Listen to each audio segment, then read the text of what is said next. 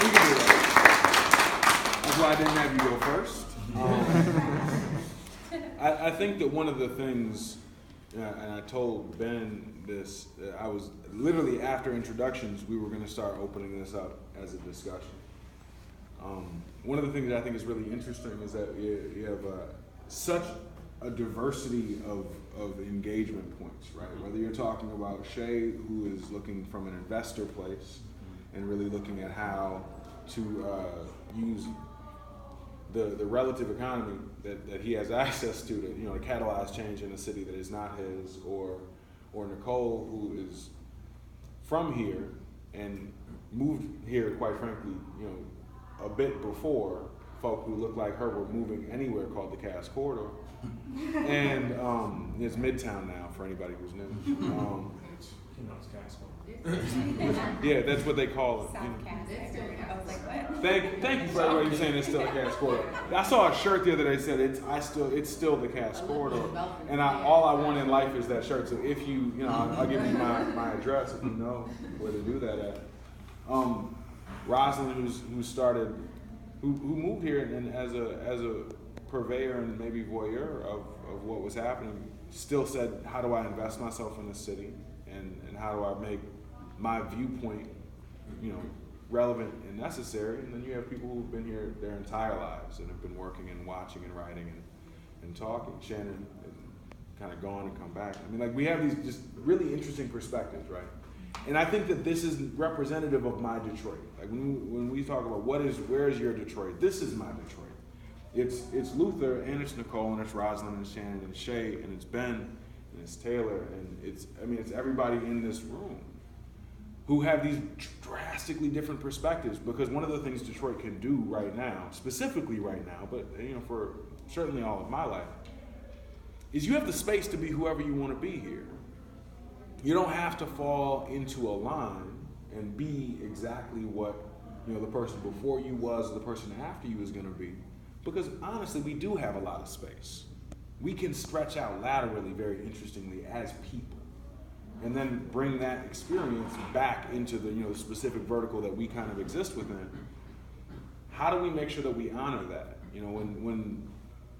When Ben has somebody who moved, one of Ben's friends from New York moves here, how do we make sure that Ben, busy as Ben is, doesn't let his friend just exist in Ben's vertical?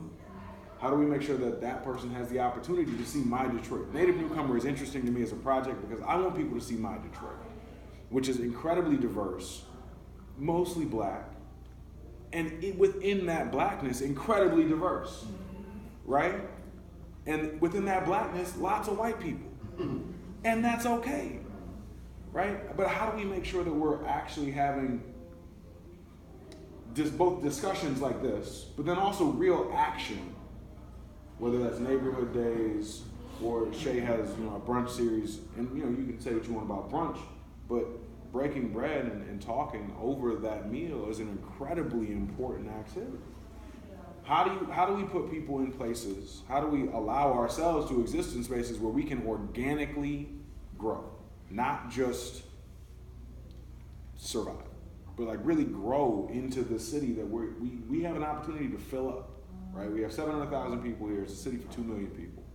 We can genuinely, as this 700,000 people, set a tone for where people can fall in and how people can engage. So Native Newcomer, just to not belabor it and not talk more than I should, is the idea that with a little bit of programmatic support, we can give people, whether they are long-time Detroiters or short-time, new-time Detroiters, meaningful opportunities to engage with people that they might not have normally come across. Luther gave my mother a job a long time ago, or gave my mother an opportunity to have a job a long time ago. It was the Journalism Institute for Minorities at Wayne State. And he told me the story about how that discussion happened today. And he was walking down the street and literally bumped into her. They knew each other from before, but literally physically bumped into each other, not expecting that moment to happen, and then that moment had happened. But if they hadn't been able to have access to the same corner where they bumped into each other, my mother would not have had that opportunity necessarily. How do we put people in positions where when I'm walking down the street and I bump into Roz, and I'm like, man, this conversation I just had, Roz, you should really talk on this panel. You should really be in this other room that I know about that you don't know about. How do we make sure that those doors are always open and we have like organic places to just commune and let things be what they're gonna be? Because it's not always up to us, right? How many people are from Detroit in the audience? I know y'all good. How many people are not from Detroit? And when you say not from Detroit, do you mean not from Detroit City proper, or do you mean not from the Detroit area? Like, where are you from? West side of Michigan originally, but I lived out in Michigan for 20 years, so I'm Okay. kind of like a leave and come back Yeah. person and see it from a different perspective. And are you in Detroit now? No, we're close. Are you, On the east side. are you going to be coming to Detroit? I would like to. I mean, marriage where you got to talk somebody into it, but that kind of I mean, thing. I understand. I'd Well, I like mean, to. I'm more they like Nicole. I want to be downtown. it's very interesting. It's I think a challenge sometimes. One of the things Ben and I talk about a lot, and the things that we've learned in the community brainstorming sessions that we've had, is that there's a deep apprehension from native Detroiters to have another group of people who don't look like them coming into a city and saying, man, this neighborhood has so much character. Or potential, right? I mean, like, Yes. like, this is a blank canvas, right? Like, we could do anything here, right? I mean, like, that's so fucking frustrating. Like, what do you mean this is Detroit economically, the metaphor I use a lot is that the art is cheaper than blank canvas. The economy of the circumstance we find ourselves in is where it is cheaper to buy existing art and paint over it than to buy a blank canvas. And so we treat existing art like it's blank. And that's the right choice to make. That's actually the appropriate decision to make because it's cheaper than the blank. Why would I buy a blank canvas, right? But how do we so honor the art? But why not appreciate the art instead of paying over it? But my question is, how do you do that? Because, I mean, not everybody wants to come into Detroit and be an art collector. Some people want to be artists. But if I can chime in on that. Please do. There's such a bridge of distrust historically. And the whole race piece, and I don't need to do on it, but it's there. I mean, that's essentially what took Detroit down. White folks left Detroit in droves, and they took everything with them that they could. I remember when my mother moved, my father passed, we moved to a better neighborhood in Northwest Detroit, Asbury Park. There's a white family there, and we were moving, because there weren't any white folk in my neighborhood on Columbus. I said, wow, this is gonna be interesting, living next to white folks. I've never done this. By the time we actually moved, they had moved the train. They were gone, and everybody else followed them. And there are a lot of things not getting into debate of all of this, but putting this back together where there's a trust, because there are all these really tough issues. And I think it's like, at the end of the day, it's like this. Have you ever had somebody that you just didn't like for whatever reason? Yeah. The only way you can start to like them is to really get to know them again and talk to them and dialogue enough to where the point where you say, Niles, he's not that jerk that I thought he was. He's actually okay. I am actually. And so and this goes back to spaces. What we have seen in Detroit, particularly with this Neighborhoods Day thing, which is so incredible, we have a lot of people who want to volunteer. One thing that I try to make people understand, and when the Rise of Detroit started, quite frankly, they were so much interested in the volunteering piece, but we've gone past that. And I try to make people understand that volunteers is great, but at some point it becomes a word that is dismissive. Because what we're trying to do in Detroit with the Rise of Detroit, and a lot of I think what we need is much bigger than volunteerism. It's an attitude adjustment about how we feel about our city. And the best way to explain it is this. How many people here have children? Do you volunteer to take care of your kids? Absolutely not. That's an obligation and responsibility. It's the way you get up every day knowing that that's what you have to do. So part of what we do in terms of Detroiters, and this is not on other people, this is on Detroiters, is to think of every day as this is my city, my neighborhood, I take pride in it, I live here, the first responsibility is on me to make it the best it can be. Right. But in that process, you can work with everybody if they come in the right way. Now, briefly tell you a story, but there's a guy named Carl Zerwick III. He has a group called... I'm sorry, hold on 1 second. I don't want to forget this. I'd like you to talk about whether or not people have trusted you. Because you moved into Detroit and started a brand. Like, you're not from Detroit, you moved to Detroit and started a Detroit brand. What is that dichotomy like? I mean, that's a scary one. I think, so, I'll say this. I'm going to say something. I think it's uncomfortable, but Please. I'm here for an uncomfortable conversation. I think there's a fine line between honoring history and living in the past. And I think that I appreciate that story about baking the bread, and I think that really brings a lot of things to the forefront of my mind as a newcomer. But I guess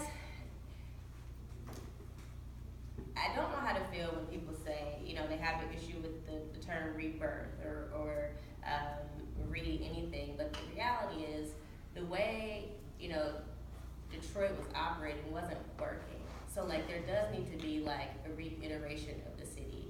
And that doesn't mean like wiping everything clean. It means taking what was amazing and taking the culture and taking the really rich history of the city, but reiterating that in a really modern way, in a way that can move forward into future generations.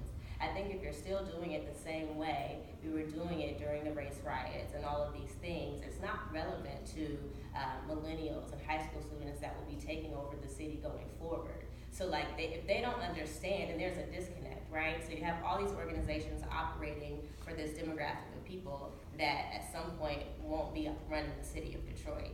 And so, you know, I've gotten feedback to your point, you know, with my brand saying Detroit was the new black from Black Detroiters. Like, well, what do you say? The new black. Well, what about the old black? It's always been black. And you know, well, I'm black, so this is not like, I'm not trying to offend you, but this is a phrase that resonates with a generation even after me, right? So high school students or younger students understand what the new black is, and for them, that's representing who they are, not just racially, you know, but as a new contemporary city and something that they can get excited about.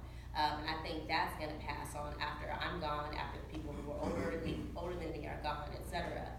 And then, you know, from white people, well, what do you say? Can I wear that shirt? You know, is that for me? Is that, well, and it's interesting because that feedback is only from older white people, right? So already they're approaching the conversation from a racial place because that's been their experience in Detroit. Right. But then you speak to an 18-year-old, you know, white girl, she's young and she's hip, but she just sees it as like a fun shirt that's like exciting her about her city. So there's all these different like experiences that really people are coming from. So they're not mad at me as a person. They're not mad at my brand as a brand. They're reacting to a conversation that's not been had. So so I think like that really, you know, I'm the messenger and I'm getting shot up for what I'm saying, but it's just like this is why the city is not able to move forward in a unified way, because there are all these different perspectives and languages that aren't like talking. Right. And so how do you build trust if you're not speaking the same language? Correct. How do you build it? I mean, I think you just have to be intentional in educating people.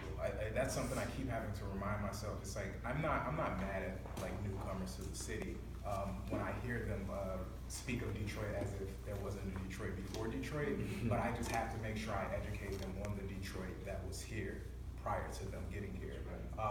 And that is important because once you understand the history of Detroit that is so tied into race, then you basically, once you let that out and you know, you can make your own decisions on that, but I just feel comfortable just letting people know, like, you know, Detroit has a very, very, you know, animated history around race, and once you understand that, you'll know why a lot of natives feel the way that they feel now as far as the distrust go.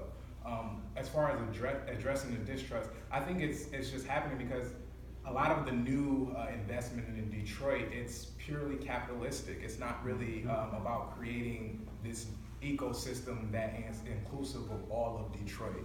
It's really where the cheap real estate is now that we can get the best return on investment. I think that's the mentality for